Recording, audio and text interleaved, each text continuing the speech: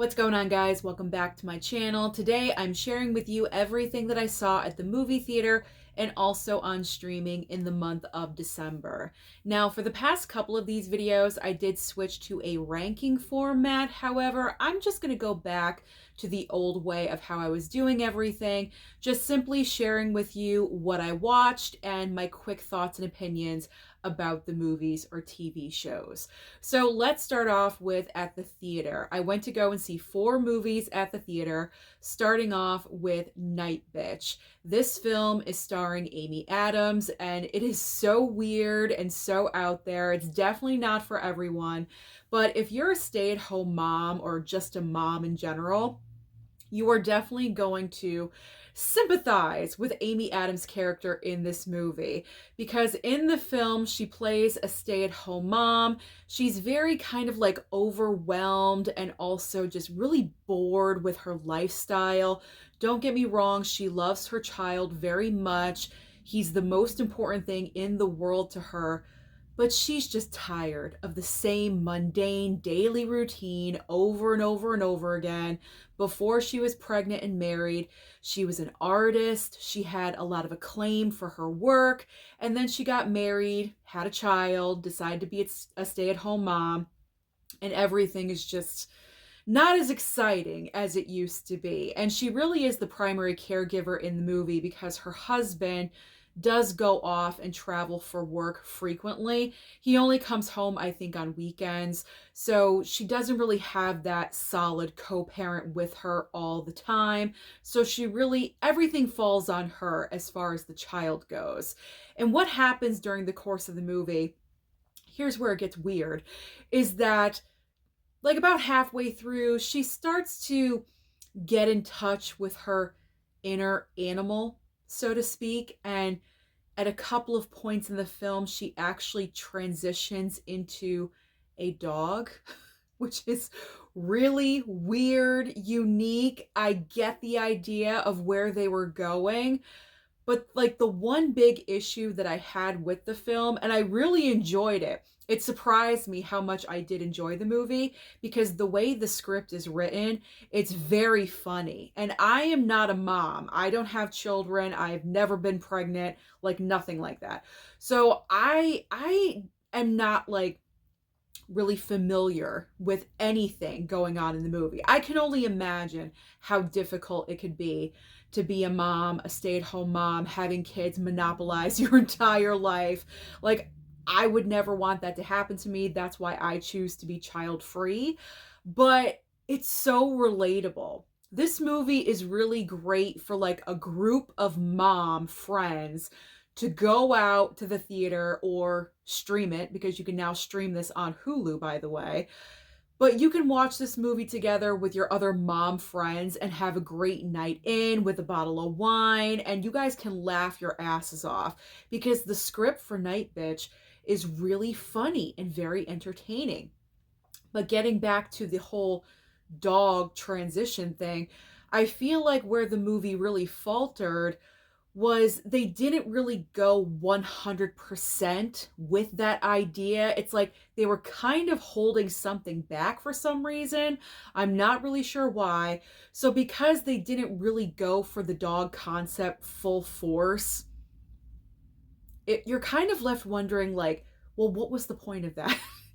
Just a little bit. I get where they wanted to go, but I feel like the entire idea of her turning into a dog and the reasoning and all that may not be clear to a lot of people because of that reason. So, I mean, other than that, I really enjoyed the movie. And the way Amy Adams just really goes for it in this film, like when she's transitioning into the dog, she's out in a yard digging in the dirt and getting disgusting. Like she's just doing it. She's embracing this role full force and giving it everything that she has. So I really respect her as an actress. She always goes for it in every single role that she takes on. This is extremely different, like I said, very outside of the box, but it's also really funny and entertaining. So, like I said, it's on Hulu right now. I don't believe it's in theaters anymore because it just went to Hulu extremely quickly. Maybe that's the reason. I don't know. But like I said, grab like 4 or 5 of your mom friends, have like a little movie night in, grab your bottles of wine, a charcuterie board, and sit down and watch NightBitch. And I think a lot of moms would enjoy it. This is definitely a female movie. I'm not thinking many men out there would enjoy this film. I could be wrong. I mean, there was a couple of guys in my theater, and one guy was really laughing. So it does appeal to men as well. But I'm picturing a nice girls' night. So give it a try. Give it a try, report back, comment down below, and let me know what you think about NightBitch. Okay, moving on to the next film that I watched in theater. It was actually a rewatch because I went to see Wicked for the second time. I'm not going to go on and on about Wicked. We all know it's a fantastic movie. We all know what it's about by now. But this was my second movie watching experience in the theater with Wicked because my first was not good. My seats were bad because I went with my aunt. She was here for Thanksgiving. So she really wanted to see the movie as well. We went together. Our seats were very close, off to the side. The angle was not that great. So I really wanted to experience the movie again in a different area of the theater because when I saw it for the first time, I gave it a 3.5 star, and I knew the movie was better than that. So I said my experience was not that great. Let me go watch it again. So I went to the back row, almost dead center, and it really heightened my experience with Wicked. I enjoyed it a heck of a lot more. So Wicked, I believe I gave it a 4 star after that. After a couple of more watches, it could potentially get to like a 4.5 star, but I'm giving it a solid 4. So seeing Wicked again definitely was a good idea. All right, now let's talk about the third movie that I saw in theaters, and it is Nosferatu. I absolutely had to see this movie because number one, it's a vampire film, and number two, written and directed by Robert Eggers. And to me, Robert Eggers, every single movie that he has put out, I have really enjoyed. He is 4 for 4 for me as far as his films. I know some people don't enjoy The Lighthouse. I do on a very weird level. I can look beyond like, the weird parts of I mean, the whole movie's weird, let's be honest, but we love that. Like my mom loves The Lighthouse. Like she loves that movie. So with Nosferatu, I just knew I had to go and check this out. And it is so beautiful. It is a gorgeous film. It almost looks like it's a black and white movie because it is just so dark and gloomy throughout the entire film. Let's be honest, this is not the happiest subject. So of course it's going to be dark and dreary, but just the way the movie is filmed, the cinematography is just so absolutely gorgeous. For the Oscars, Nosferatu better be acknowledged in a slew of technical categories because it truly does deserve it. Lily Rose Depp, who is the main female character in the movie, phenomenal. Absolutely phenomenal. I mean, she's contorting her body in so many different ways because obviously she's the object of Count Orlok's obsession. And so he kind of like has her under like a mind control. And so she is like moving in different ways. I didn't even know you could move like that. Like sometimes, seriously, I didn't even know you could do that. It's very, very impressive. And her acting, I am not familiar with her as an actress. I don't think I've seen her in anything else. I know she has acted in, I believe, TV series and maybe a couple of other movies, but this is the first project that I've ever seen her in, and I'm really impressed with her acting. Hopefully, I mean, obviously she inherited it from her parents. Hopefully going forward, whatever I see her in the future, she just maintains because she was excellent in this movie. Nicholas Hoult was okay. He didn't really overly impress me. He was just all right. Aaron Taylor Johnson, like whatever. I honestly don't think he's that great of an actor. Aaron Taylor Johnson, not Nicholas Hoult. Nicholas Hoult is like just okay for me.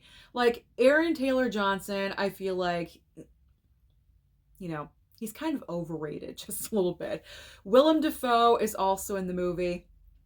He always shines bright. Willem Dafoe, I mean, he's one of the best actors that we have working today, and he's working constantly. He's in like every single movie, I feel like. I feel like he's just been putting out so many movies lately, but he's just so good in everything that he does. So those are like the bright lights. And then obviously Bill Skarsgård as Count Orlok is absolutely incredible. The makeup is so well done. If you had no idea that it was Bill Skarsgård, you would never guess. He would be the very last guess on your list because there is no remnants of him in that makeup at all. He completely disappears. And then the fact that his voice is a full octave lower than what it normally is, and he trained himself to do that. I believe I read that somewhere. He worked with I believe an opera vocal coach to lower his voice naturally an entire octave. That is dedication to your craft, ladies and gentlemen. That is dedication. So I really enjoyed Nosferatu. Again, it's not a movie that is for everyone. I feel like that this film has really kind of split people. Either you loved it like I did, or you're bored to death. It is a slow burn movie, absolutely. But if you enjoy the story, if you're enjoying the cinematography and everything happening, if you're fully engrossed in the film, you don't feel the runtime. Some people may feel it. So you just have to know who you are as a movie watcher, and then you can kind of get the vibe if you're going to enjoy Nosferatu. I enjoyed it. I loved it. I thought it was great. All right, the final film, and I think this was my final movie of the year. I think this was my last movie I saw well, it is the last movie, but this was the last film that I saw of 2024. BabyGirl. BabyGirl with Nicole Kidman. So this movie was interesting. It was interesting because we all knew it being marketed as the new erotic thriller with Nicole Kidman. She is a CEO of a company, very, very successful. And she's kind of playing inappropriately with a brand new intern that she should not be because she's married to Antonio Banderas. She has a family. She has a couple of daughters at home. But there is a sexual need within Nicole Kidman's character that her husband is not providing. And that is like, I guess, being dominated, if you will, being told what to do. This is what turns Nicole Kidman's character on. And when she meets this intern played by Harris Dickinson, I think that's the actor's name.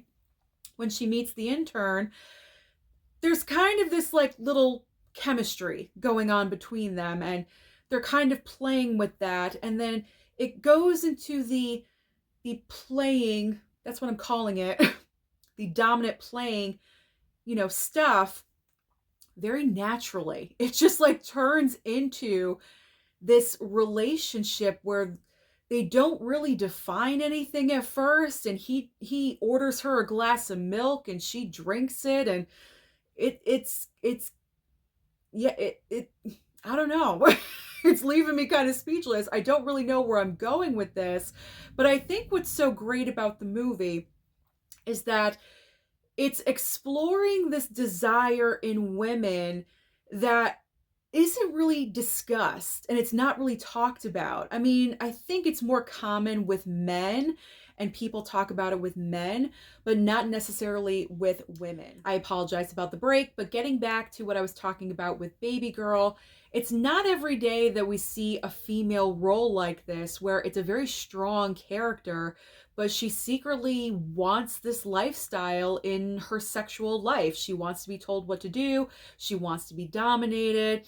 And to have an A-list actress like Nicole Kidman interested in this project. I know she really wanted to work with this female director, and so that's was kind of like the allure of BabyGirl for her. I mean, Nicole Kidman, I'm giving her a lot of credit because same reason for Amy Adams. These performances by these actresses are not the normal. I mean, they have to kind of like throw all caution to the wind and just really go for it. And Nicole Kidman in this movie really goes for it. I mean, there's one point in the film where she's on her hands and knees, crawling on the floor, drinking milk out of a saucer like she's a cat. I mean, not everyone would want to do a part like this, but Nicole Kidman did. And she's getting kind of acknowledged during award season. She's gotten a few nominations here and there. So obviously it was the right choice to do. But very interesting film. Definitely not for everyone, like I've said previously, but you know what? Interesting. It's not going to be a movie that I watch all the time. I will watch the movie again. I don't advise that you watch it with your mom and dad. Definitely not doing that. Like, that's not going to happen. But I could see myself watching BabyGirl again in the future. So now let's talk about what I streamed in the month of December. I have quite the list because after I was done watching all of my Christmas movies, the last week of December, I wanted to focus on my streaming list because I was so far behind. So I have a lot of things to talk about. So the first item was Cross, a limited series on Amazon Prime. Now this was right up my alley because this is all about a detective trying to catch a serial killer. And you know I love movies like that and also TV shows. Now this is, I believe, the same character from the books, Alex Cross from the books, and also from the movies. Didn't Morgan Freeman play him? I should have looked this up prior. I apologize, but I did not. But this is the same character, Detective Alex Cross, and he's like the best detective ever. He like pieces the clues together so easily. Like he just has to think for 2 seconds and he knows who did it. He's like an amazing detective. So this was, he's just amazing. So this was a great show to watch. But the thing with this show is that it's not like you don't know who the killer is and there's like an ultimate reveal by the time you get to episode 8. It's not like that at all. You know who the killer is, but it's more like a cat and mouse game. It's more like Alex Cross knows who it is, but he just has to find enough evidence and enough proof to show who is actually doing this and getting to the victims in time. You know, like that's more of like what it is rather than a serial killer whodunit kind of story. But I really enjoyed this one, and they're probably going to follow up with another season. I hope they do. They kind of left it open-ended, like kind of hanging. There was like a post-credit scene, like leaving things open. So hopefully another season will come along. So Cross, if you haven't seen it on Amazon Prime and you love, you know, serial killer movies, shows, things like that, like I do, then you probably will enjoy that show. Also on Amazon Prime, I streamed Glitter and Greed, the Lisa Frank story. So this is a docuseries. As you guys know, I've been into documentaries lately, and this is a docuseries, a 4-part docuseries all about Lisa Frank. If you're unfamiliar with who I am talking about, Lisa Frank was huge in the 80s and the early 90s because she was like the head of this company that put out like back to school products, folders, Trapper. Remember the Trapper Keeper? She was like the queen of the Trapper Keeper. Trapper Keepers, folders, pens, pencils, anything that you could slap a unicorn with bright colors on. That was Lisa Frank. So she was like this iconic designer of back to school supplies. Well, this 4-part docuseries really enlightens you on everything to do with Lisa Frank. She did not design anything. She had a slew of designers that worked for her. She pretty much was the name of the company, and that is it. She was very greedy. She was taking money from people left, right, and sideways, dirty business deals. I mean, this is exposing everything about someone that I really loved back in the day. I loved the Lisa Frank products. I had a ton of them. I had the Trapper Keeper. I had everything. Now, after watching that docuseries, I will never support Lisa Frank ever again in the future because she's just bad, bad news. So that was enlightening. And this is why I watch documentaries now. Let's move on. Let's move on to Lioness Season 2 on Paramount Plus. I love this show. And the reason why it's kind of shocking that I love this show, again, Nicole Kidman in the show, also Zoe Saldana. But why it's surprising is because this is a military and political show. That is not my go-to for entertainment. But for some reason, with this show, it works because these performances from these ladies, everyone in the cast is just so amazing. It's all about this, like, this special ops group that is sent in for specific missions. Zoe Saldana is like the leader of this group. Nicole Kidman is more like the CIA, I believe it's CIA, like the CIA side of things. She's like on the political side of things. And she's kind of like Zoe Saldana's like boss, I guess. I don't know. I don't care. All I know is that this show is entertaining. It's so well done. There's always like one action scene that you're looking forward to in every single episode. They pull it off and it's just like, wow. The first episode of season 2 was incredible. So incredible. Like, I love this show. I cannot wait for season 3. I'm dying. I got my mom hooked on it. She cannot wait for season 3. So Lioness season 2, if you have not checked out that show, you need to get on it because it's a great show. Now let's talk about Red One. We streamed Red One also on Amazon Prime. I watched a lot of Amazon Prime in December. So Red One, I immediately dismissed this movie when I saw the trailer for it. When it came out in theaters, I said, I'm not going to see that movie. It looks more like a streaming movie. Well, I gotta say, despite all of like the negative reviews for the film, it's not that bad of a movie. It really isn't. I think I gave it 3 stars on my Letterboxd. It was fun. It's a fun Christmas movie. I feel like nowadays people that are reviewing movies are kind of just a little bit too harsh on movies these days. Like, if it doesn't live up to someone's expectation, I feel like movies are automatically garbage. And I feel like we really have to like just change our thinking about that. There's levels of movies. There's perfect and excellent, which is rare. Not every single movie is going to be a 5-star film. Then you have almost perfect, and that's a 4-star. You have a 3-star. It's decent. It's a good, solid movie. We had fun. And that's where Red One landed for me. And then it goes on from there. If you're a 1-star movie, you're not even like tolerable. Red One was fun.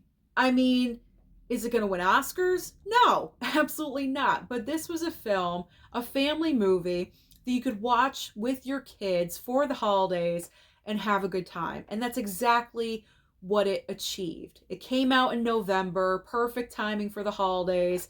People went with their families and their kids and had fun with this movie. And we had fun with it at home. I'm happy I watched it at home. I didn't necessarily need to see this at the theater, but I had a good time with it. So I think we got to loosen up, guys. We got to loosen up just a little bit. Some of us judge movies too harshly these days, and, let's kind of loosen up in 2025 because Red One was not absolute garbage. It was just a fun time.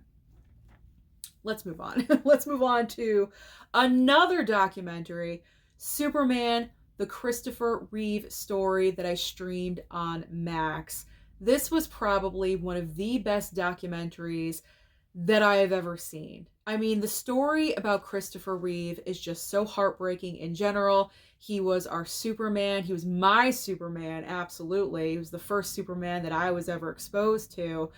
And then tragically, thrown off a horse and paralyzed from the neck down. I mean, what are the odds of that? You know, and I love this documentary because it paralleled his life, Superman, the movie, him being Superman, the character, and then also him being a Superman in his real life. Because once he was paralyzed, it would be very easy for someone to just give up on life and not want to continue and not care. But Christopher Reeve went on, soldiered. Don't get me wrong, he did have low points. Everyone would. But he really soldiered on because he had the dream of walking again one day. He started moving his fingers towards the end of his life. That's absolutely incredible. Who knows what could have happened if he had lived? You know what I'm saying? It's so inspiring. He's such an amazing person, and his wife as well. Oh my gosh, like an angel sent from heaven, because not every wife or husband would stick around. I hate to say that, but it is true. And I think of my parents in this situation because my mom, she has MS. She's only going to get worse as time goes on. And a lot of husbands probably would not want to stick around because my mom is going to need full-time care in the future. And my dad is not leaving her side. He vowed till death do us part. And that is not common anymore these days. And so his wife, the same exact thing. She said in the documentary, she said they were talking about taking him off of the ventilator. And she said, "You are still you, and I love you." I bawled. I really, really did. I started crying like crazy. It is just such a great documentary. It explores everything about Christopher Reeve and the family life and the family dynamic and the children. And of course, what ended up happening, with his wife and everything. It's such a wonderful, wonderful documentary. If you've not seen Superman, the Christopher Reeve story, you really, really need to, because it is just so fantastic. So well done. Next up on my list, doing a complete 180, next up is Cuckoo on Hulu. So I'm actually happy because I had pre-ordered this before the buying freeze. I pre-ordered this and I canceled my order because it was just delayed for some reason and it was taking way, way too long. So I just ended up canceling it because I just didn't want to deal with it anymore. I thought it was going to come to streaming soon anyway. And it was like the next month it was on Hulu. So no big deal. So I streamed this movie because I wanted to see it. Wow. Strange movie. This movie is definitely not for anyone either. So you have this teenage girl and her mother unfortunately has passed away. And so therefore she's now living with her father and his new wife and their daughter together. So her stepsister, half-sister, I should say, half-sister. Sorry, half-sister. And they move to Germany, if I'm remembering correctly. They move to Germany and because they know someone that's in Germany, Dan Stevens' character. And right off the bat, when they show up, you know something's not right. You know something is off. Nothing is really making sense. Stories are being told, but they're not lining up. There's like this weird, creepy woman attacking the teenage girl over and over and over again. You're not really sure why. And then you learn everything that's happening. And I'm not going to say anything that's happening because I don't want to spoil this for you because it is still kind of like a newer-ish movie.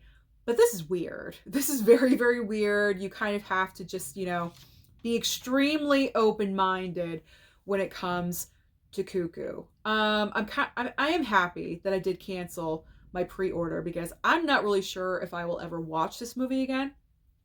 I give it credit for being a unique original idea because we do always need more of those, but this was really strange. Like really, really, really strange.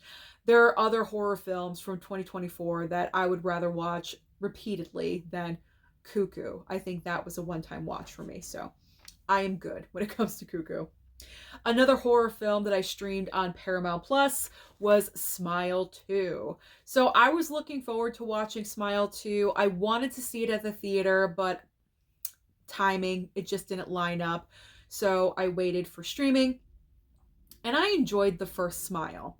So I was wondering, okay, what are we doing with Smile 2? Is this just going to be a rinse and a repeat of the first movie? And pretty much that's what it is. It's a rinse and a repeat of the first film. However, it's on a larger scale because the girl that we're following, our main character, is a celebrity. Is she a pop star or just a singer? I don't know. I don't know her genre of music, but she's a very well-known singer. So she is well-known all over the place. So that was a unique spin to put on this movie because before, in the prior film, just a regular woman, every day, a doctor, psychologist. But now we're upping the ante with a celebrity. So all eyes are on her constantly, and she's kind of being analyzed. She's under the microscope because she had an incident happen where she had to cancel her tour. There was drugs and alcohol involved. So now that she's sober and she's kind of like relaunching her career, everyone is watching her. So imagine going through this nightmare experience and everyone is staring at you, everyone's looking at you. Talk about paranoia, okay? Because we know what this thing is capable of doing to her. So it's just absolutely nutso and crazy. And then the lead actress, I don't know her name. I'm sorry. I should have looked that up as well.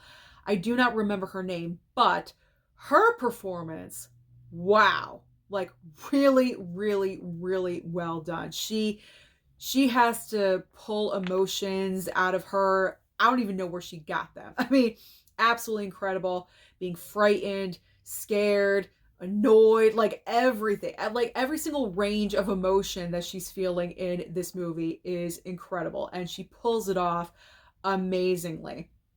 She was in Aladdin and she was in like the Charlie's Angels reboot, that actress. I'm actually surprised that she doesn't work more. Maybe she will now with Smile 2. But I enjoyed Smile 2. I did. I think I enjoyed it just as much as the original movie. So that's good. And with the way that they end the film, which I'm not going to say just in case you haven't seen it, but with the way that they end the movie, really wants you to continue the story with Smile 3. It's like, okay, let's go. Let's get to the next one. Because it's just, it's like, wow, okay, where are we going with this? Like, it's kind of shocking. So I enjoyed Smile 2. I thought it was great. Okay. Next on my list is Carry On Netflix.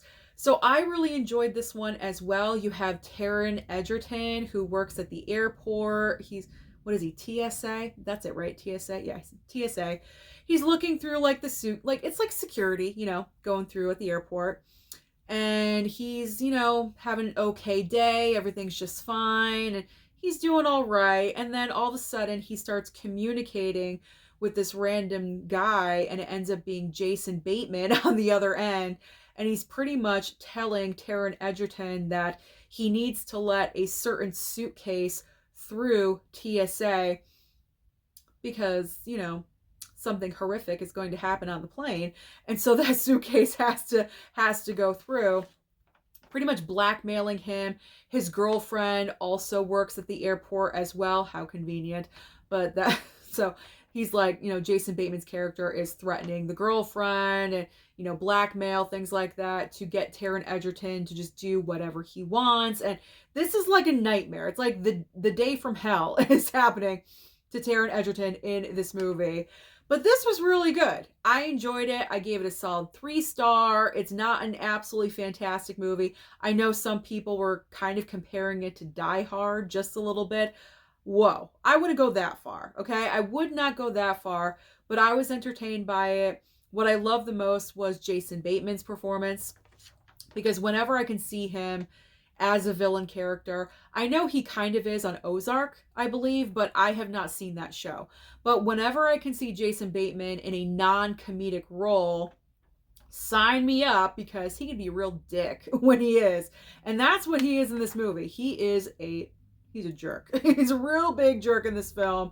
He's so evil, so nasty. His intentions are horrible. So that's what I really loved about Carry On.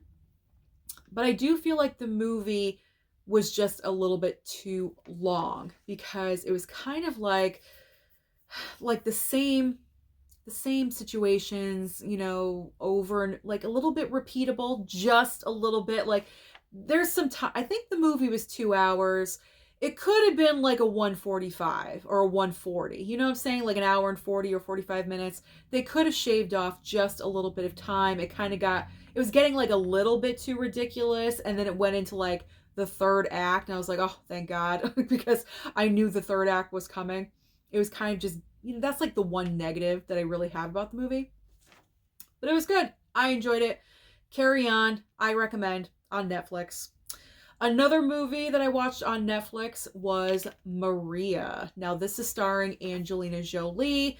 She's getting award season recognition for this film, even though she did not receive a SAG nomination. And she's not going to get, there we go, a nomination for a BAFTA, because she's not on the long list. So who knows if she will get an Oscar nomination.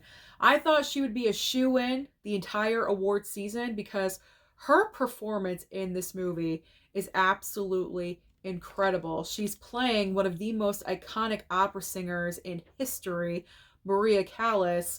And to accomplish this role, she has to know how to sing. I mean, she has to know how to sing. It's not her singing in the movie, obviously, but to a certain point, she has to know how to sing. She has to adapt to Maria Callas's mannerisms and how she would sing, the way she would position her mouth and her, like, everything. I mean, if you are wrong in portraying someone in a biopic, people are going to call you out on it. So I'm sure Angelina Jolie did a lot of research on Maria Callas and everything about her to pull off this role. She was a very unique person, is what I was getting from the movie. I was not familiar with Maria Callas at all.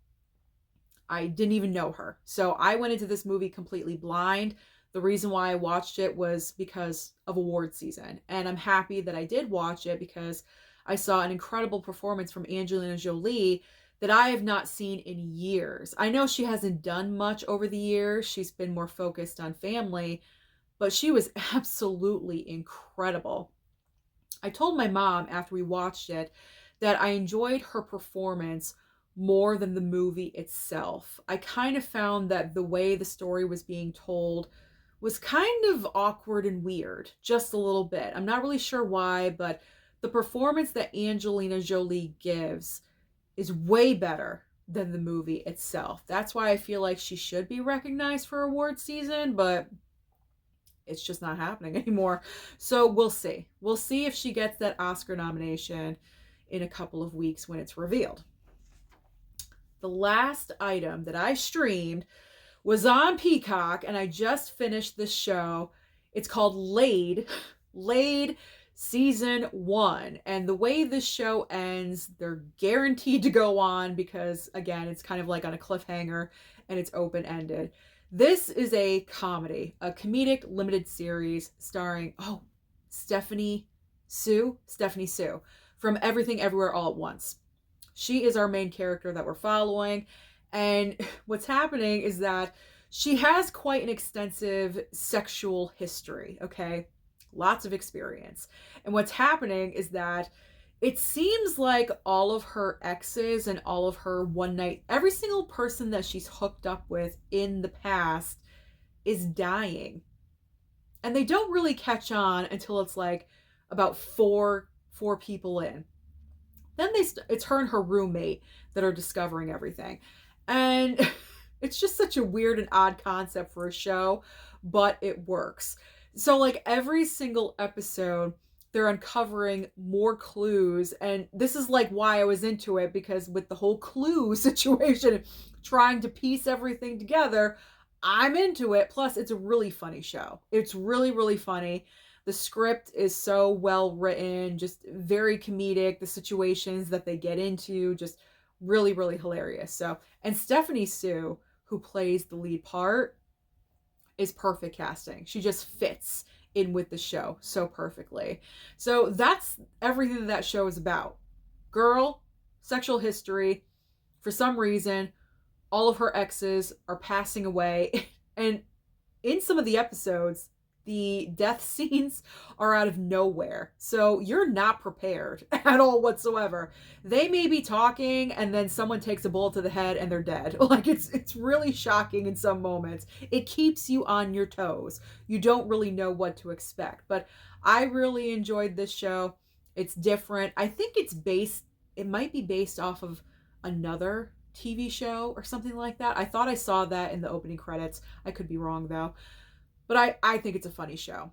So I recommend. I really do. Laid season 1 on Peacock.